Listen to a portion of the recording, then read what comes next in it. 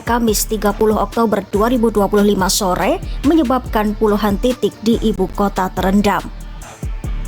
Satu orang tewas, satu lainnya luka-luka dan puluhan rukun tetangga terendam air. Tak hanya itu, kemacetan panjang dan gangguan transportasi pun ikut melumpuhkan aktivitas warga. Banjir lagi. Ya nih tiap tahun ini terus. Kadang capek, tapi mau pindah pun gimana? Sebenarnya banjir sekarang tuh bukan karena hujan aja nggak sih? Soalnya sekarang lahan resapan tuh udah jadi bangunan sekarang.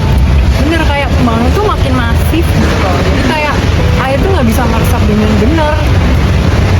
Contohnya kayak gitu. Iya. Ya. Kalau pembangunan terus berjalan di mana-mana, siapa yang diuntungkan? Kan kita yang dirugikan. Terus lagi mereka punya prinsip mah terserah kita aja kan. Ya, tapi kan rakyat kecil yang jadinya kena banjir. Wah, kalau mereka punya uang bisa pindah. Mana ya? Sebenarnya di Pancasila tuh ada sila kemanusiaan yang ada dan berada, nggak sih?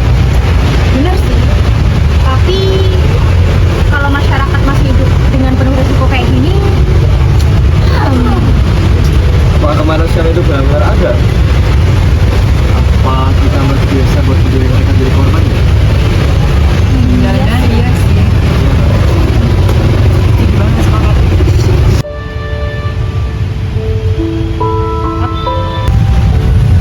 Lah, banjir lagi.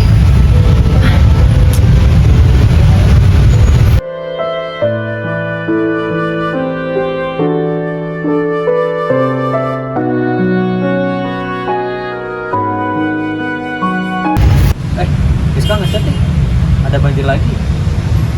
Tiap tahun kayak gini, Ciliwung meluap, yang kena itu aja.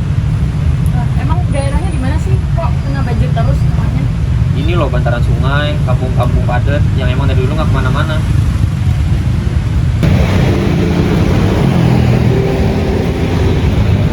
Bayangin, air ini tiap tahunnya bakal naik, terus bakal merendam semua orang-orang yang ada di situ. Iya, mereka nggak bisa pergi. Nggak ada tempat lain buat mereka. Bener banget. Di Jakarta, Sungai Ciliwung mengalir melewati kampung-kampung padat. Bagi yang tinggal di bantarannya, sungai bukan sekedar pemandangan, melainkan ancaman yang datang setiap musim hujan. Udah 3 kali loh tahun ini. 3 kali kita kena banjir. Iya kan, capek banget tiap tahun harus ngebersihin banjir terus. Badan Penanggulangan Bencana Daerah atau BPBD DKI Jakarta melaporkan banjir mengendangi total 125 RT dan 14 ruas jalan utama di berbagai wilayah di Jakarta. Banjir sempat menggenang 132 RT dan kemudian surut secara berangsur pada Kamis malam. Kawasan Puncak Bogor, hulu Sungai Ciliwung, seharusnya jadi daerah resapan air. Tapi, satu persatu, lahan itu berubah jadi villa dan kawasan wisata. Dan air yang tidak terserap itu mengalir ke bawah, ke rumah-rumah di bantaran. Satu kawasan dibangun untuk kenikmatan, satu kawasan menanggung akibatnya.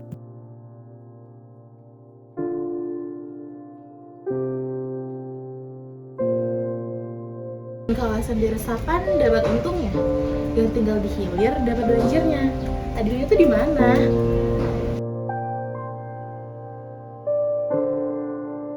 Masalahnya tuh bukan cuma karena hujan yang lebat atau sinar angin. Ya bener, yang di hulu terus dibangun, dan resapan makin habis, dan airnya lari semua ke bawah. Dan yang nanggung juga orang-orang yang emang udah gak punya pilihan tempat tinggal lain gitu loh. Iya bener-bener terus. Pancasila bilang kemanusiaan yang adil dan beradab.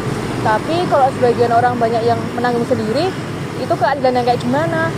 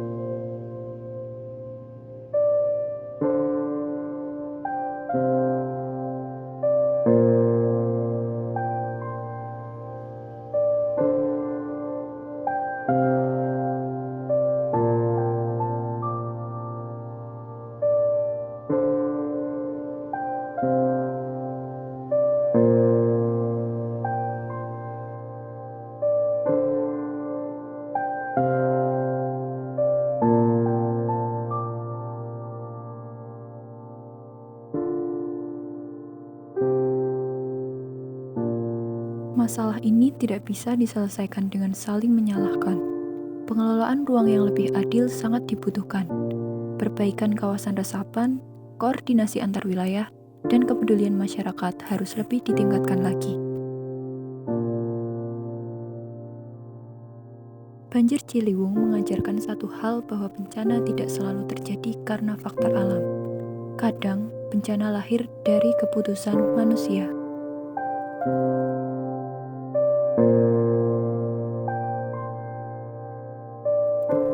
Ketika ruang dikelola tanpa keadilan, ketika lingkungan dikorbankan, dan ketika masyarakat rentan dibiarkan bertahan sendiri,